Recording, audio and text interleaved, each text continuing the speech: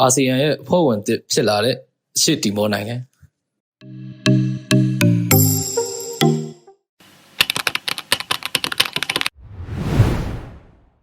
အားလုံးပဲမင်္ဂလာပါခင်ဗျာကျွန်တော်ဒီကနေ့မှာတော့အာဆီယံအဖွဲ့ဝင်နိုင်ငံတွေရဲ့17နိုင်ငံမြောက်အဖွဲ့ဝင်နိုင်ငံအသစ်ဖြစ်လာခဲ့တဲ့ရှစ်တီမောနိုင်ငံအကြောင်းကိုအနေငယ်မျှဝေဆွေးနွေးပေးသွားမှာဖြစ်ပါတယ်မလေးရှားနိုင်ငံဒီကွာလာလမ်ပူမြို့မှာကျင်းပနေတဲ့48ကြိမ်မြောက်အာဆီယံထိပ်သီးစည်းဝေးမှာရှစ်တီမောနိုင်ငံကို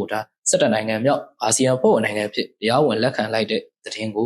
ဒီတနေ့ကပဲအတီးလင်းကြေညာသွားခဲ့တာဖြစ်တယ်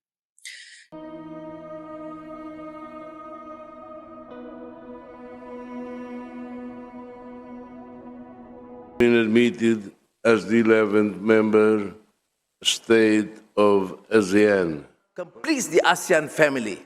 တော့ဒီနိုင်ငံတနိုင်ငံရဲ့အကြောင်းတွေကိုပြောမယ်ဆိုရင်ဒီနိုင်ငံရဲ့သမိုင်းကအဓိကမပါမဖြစ်ဘူး။တော့ရှစ်တီမောနိုင်ငံရဲ့သမိုင်းအကြောင်း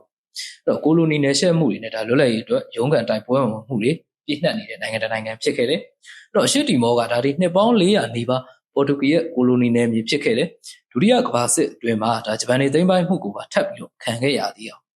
1985ခုနှစ်မှာပေါ်တူဂီစီကနေရှစ်တီမောကလွတ်လပ်ရေးကြေညာမှုရရှိခဲ့ဆိုပေမဲ့9ရက်အကြာမှာပဲဒီအင်ဒိုနီးရှားရဲ့ကျူးကျော်သိမ်းပိုက်ရှင်ကိုခံခဲ့ရပြီးတော့ဒီနိုင်ငံရဲ့29ခုမြောက်ပြည်နယ်အဖြစ်သတ်မှတ်ခံခဲ့ရတာ2002ခုနှစ်မေလ20ရက်နေ့မှာလွတ်လပ်တဲ့အရှုပ်ရှားအာဏာပိုင်နိုင်ငံအဖြစ်ကြေညာပြီးတော့ကုလသမဂ္ဂရဲ့192နိုင်ငံမြောက်အဖွဲ့ဝင်နိုင်ငံဖြစ်လာခဲ့တယ်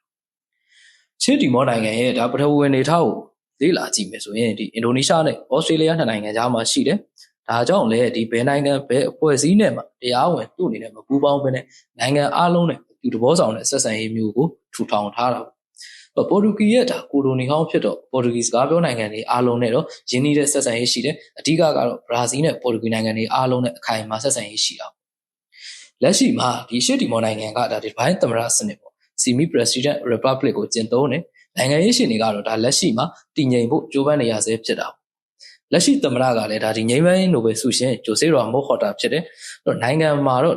့စင်ရမွေးတည်မှုတွေအလုတ်လက်မဲ့နှုံးတွေမြင့်မားလာတယ်စာတက်မြောက်မှုနှုံးနှဲပါနေရတော့နိုင်ငံတွေနဲ့အနေငယ်ရင်ဆိုင်နေရတယ်ပြီးတော့အစိုးရဘိုင်းမှာလည်းစွမ်းဆောင်ရည်နှိမ်ပါမှုတွေအဂရိလိုက်စားမှုတွေနဲ့ပြီးရင်ဒီခုလက်ရှိသွားနေတဲ့ဘီယိုကရေစီရန်တရားတွေမှာပြုပြင်ပြောင်းလဲရေးတွေလုပ်နေရတော့နိုင်ငံရဲ့ဖွံ့ဖြိုးတိုးတက်မှုကနေကွေးနေတယ်နိုင်ငံရဲ့စီးပွားရေးပိုင်းပေါ့စီးပွားရေးပိုင်းမှာပင်လယ်ရေနံနဲ့ဘာဝတန်ငွေရတဲ့ဝင်ငွေတွေကိုပို့ပြီးတော့မိခိုနေရတာဒီလိုမိခိုမှုတွေကိုရှော့ချဖို့ကမ္ဘာကုန်သွယ်ရေးအဖွဲ့ WTO ကို2022ခုနှစ်မှာဝင်ရောက်ခဲ့တယ်ကမ္ဘာကုန်သွယ်ရေးကွန်ရက်တွေနဲ့ပေါင်းပြီးတော့စ조사လာခဲ့တာကိုလည်းတွေ့ရတော့ရှစ်တီမောနိုင်ငံအဓိကနိုင်ငံခြားရေးလာအာဆီယံအဖွဲ့ဝင်ပြည်ဝဖြစ်လာရေးကသူ့နိုင်ငံရဲ့အဓိကနိုင်ငံတကာဆက်ဆံရေးရည်မှန်းချက်ဖြစ်တာ2021ခုနှစ်မှာအဖွဲ့ဝင်6လကိုတင်သွင်းခဲ့တယ်ဖွဲ့ဝင်ဖြစ်ဖို့14နှစ်ကြာဆောင်ဆိုင်ခဲ့ရတာ2022ခုနှစ်နိုဝင်ဘာမှာပဲအာဆီယံခေါင်းဆောင်တွေကရှစ်တီမောကိုဖွဲ့ဝင်ဖြစ်မူအားဖြင့်သဘောတူညီခဲ့တဲ့စစ်မြစ်အစည်းအဝေးတွေမှာလေးလာသူနိုင်ငံအဖြစ်တက်ရောက်ခွင့်ပေးခဲ့ကြောင်းလက်ရှိဒီတနေ့ကကျင်းပသွားတဲ့မလေးရှားနိုင်ငံကွာလာလမ်ပူမြို့မှာ48ကြိမ်မြောက်အာဆီယံထိပ်သီးစည်းဝေးမှာတော့ဒီရှစ်တီမောနိုင်ငံကိုအာဆီယံအဖွဲ့ဝင်နိုင်ငံတွေရဲ့17နိုင်ငံမြောက်အဖွဲ့ဝင်ဖြစ်တရားဝင်လက်ခံလိုက်ပြီပဲဖြစ်တ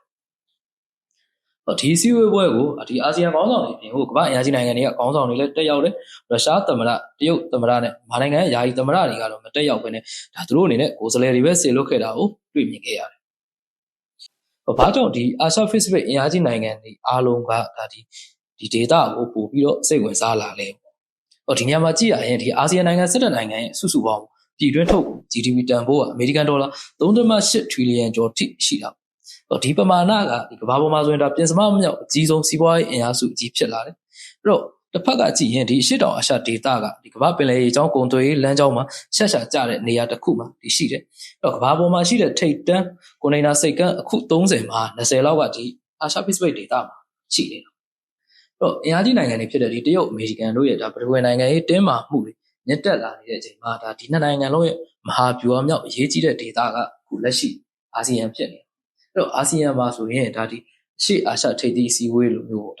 ကြီးမားတဲ့အစည်းအဝေးတွေပြီးရင်အာဆီယံဒေသဆိုင်ရာဖိုရမ်တွေဒီလိုမျိုးကမ္ဘာနိုင်ငံရေးလုံခြုံရေးကိစ္စရပ်တွေကိုဆွေးနွေးတဲ့တွေ့ဆုံမှုကြီးကြီးမားမားတွေအားလုံးကဒီအာဆီယံစင်မြင့်မှာပဲလှုပ်ဆောင်တယ်အဲ့တော့အာဆီယံကဗမ်းမလိုက်တဲ့ဂျားကန်ပုံကိုဖြစ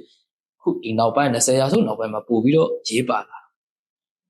တီမောနိုင်ငံအနေနဲ့ပေါ့အခုဒီအာဆီယံဖွဲ့ဝင်နိုင်ငံဖြစ်လာတော့ဒါလက်ရှိဖြစ်နေတဲ့အာရှပစိဖိတ်ရဲ့အဓိကပြဿနာတွေကိုတော့ဒါသူအနေနဲ့ရင်ဆိုင်သွားရဖို့ရှိတယ်။တော့လက်ရှိမှာဆိုရင်ထိုင်ဝမ်ရေးကိစ္စတောင်တရုတ်ပင်လယ်နယ်မြေညှင်းပွားမှုတွေနောက်ကိုရီးယားရဲ့ဒါနျူကလ িয়ার လက်နက်အစီအစဉ်တွေဖြစ်တာ။တော့ဒါဒီလက်ရှိတလောကဖြစ်သွားတဲ့ထိုင်းကမ္ဘောဒီးယားနယ်စပ်ပြည်ပခလိုမျိုးတွေဒေတာတွင်းပြည်ပခတွေနေကျင်းတော့ရှိတယ်။တော့ဒီလိုမျိုးရှင်တွေမှာဒါဒီအမေရိကန်သမ္မတဒေါ်နယ်ထရန့်ကဒါဒီမလေးရှားနိုင်ငံတောင်ကိုရီးယားပါဝင်အာရှဒေတာတွေကိုခီးစံတွေတွားတယ်။ဒေတာတွင်းကောင်းဆောင်တွေနဲ့တွေ့ဆုံမှုတွေပြုလုပ်နေတော့ဒီဒေတာတွင်းနိုင်ငံရေးအခင်းကျင်းတွေကဒါသူ့အပေါ်မှာမူတည်ပြီးတော့ရှုပ်ထွေးမှုတွေဖြစ်ပေါ်လာတယ်။ဒီလိုမျိုးဖြစ်ပေါ်လာတဲ့အခြေအနေပေါ်မှာဒါဒီမိတို့မြန်မာနိုင်ငံအနေနဲ့ပေါ့ဒီအခင်းကျင်းကနေဘာတွေအမျက်ရနိုင်မလဲဆိုတော့လေ့လာဆန်းစစ်လှုပ်ဆောင်နေဖို့လိုတယ်လို့တော့ဒါကျွန်တော်အနေနဲ့မြင်မိတာ။အားလုံးကိုကျေးဇူးတင်ပါတယ်